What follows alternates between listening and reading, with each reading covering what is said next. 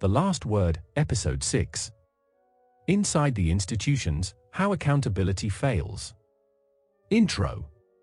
In the last episode, I told you how I discovered I wasn't alone, how another family, years later, had lived the same nightmare at the hands of Cornwall Council. But if two families experienced the same unlawful behavior, and both were ignored by the same oversight bodies, then the problem isn't just the council. It's the institutions around it. This episode is about those institutions, the ones that were supposed to protect us, investigate wrongdoing, and uphold the law. Instead, they became part of the problem. Section 1. The Ombudsman, a watchdog without teeth.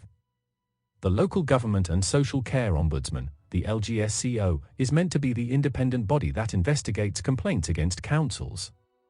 But here's the truth most people don't know. The Ombudsman has no power to enforce the law. No power to compel evidence. No power to punish wrongdoing. And no appetite for exposing systemic issues.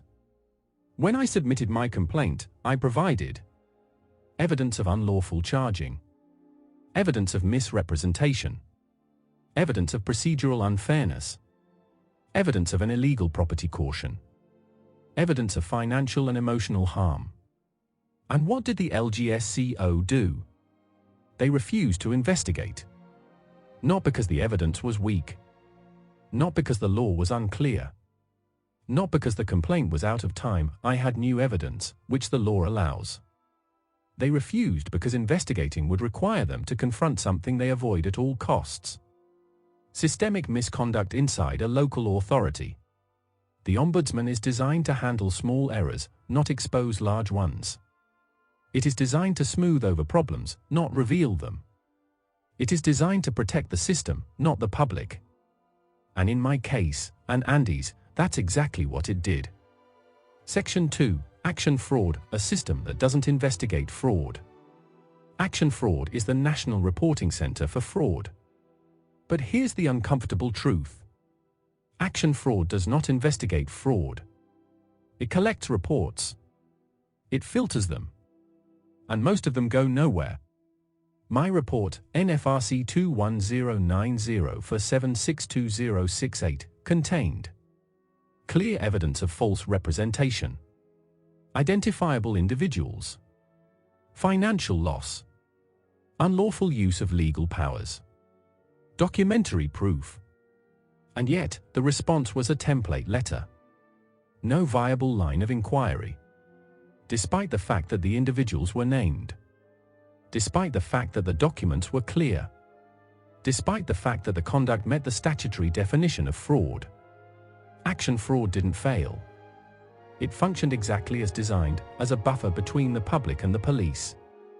A way to make reports disappear quietly. Section 3. The police, when public bodies are above scrutiny. When Action Fraud refused to act, I went to the police. And the response was predictable. It's a civil matter. A phrase that has become the shield behind which public sector fraud hides. But fraud by false representation is not a civil matter. It is a criminal offense under the Fraud Act 2006. The police knew that. The law is clear. The evidence was clear. But investigating a private fraudster is one thing. Investigating a local authority, that's something else entirely. Public sector fraud is politically sensitive. It's reputationally dangerous. It's institutionally inconvenient. So the police did what institutions do when faced with uncomfortable truth. They closed the door. Section 4. The Council's Legal Department, defensive, not lawful. Cornwall Council's legal department played a central role in the failures that followed. Instead of correcting unlawful actions, acknowledging misrepresentations, reviewing evidence, upholding statutory duties, they did the opposite. They defended the indefensible.